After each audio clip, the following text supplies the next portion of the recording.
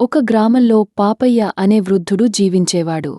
అతని దగ్గర పెద్దగా సంపాదన లేకపోవడంతో అతను రోజంతా పొలం వద్ద పనిచేసి డబ్బులు సంపాదించేవాడు. ఆ డబ్బులు వృద్ధుడికి ఏమాత్రం సరిపోవు. అయినా అతని ఇంటి పక్కన ఉన్న ఒక చిన్న మొక్కకు మాత్రం క్రమం తప్పకుండా నీరు పోసేవాడు. అది చూసిన గ్రామస్థులు ఇలా అనుకునేవారు: చేతిలో సరిపడా డబ్బులు లేకపోయినా ఆ చెట్టుకు నీరు పోయాల్సిన అవసరం ఏమిటి అని. చూస్తుండగానే రోజులు గడిచిపోయాయి. ఆ చెట్టు ఇప్పుడు పెద్దదయింది. ఒకరోజు గ్రామంలో విపరీతమైన ఎండ కాసింది. ఎంత ఎండంటే ఏసీలు కూడా పేలిపోయాయి. దాంతో పాపయ్య అలసిపోయి చెట్టు కింద కూర్చున్నాడు.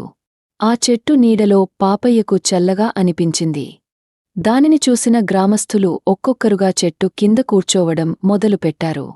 వాళ్లంతా ఆశ్చర్యంతో ఇలా చెప్పారు: ఈ చెట్టు వృద్ధుడి సహనమే మనకు నీడగా మారింది. నీతి: ఎవరికి కనిపించని మంచి పని కూడా చివరికి వెలుగునే చూస్తుంది.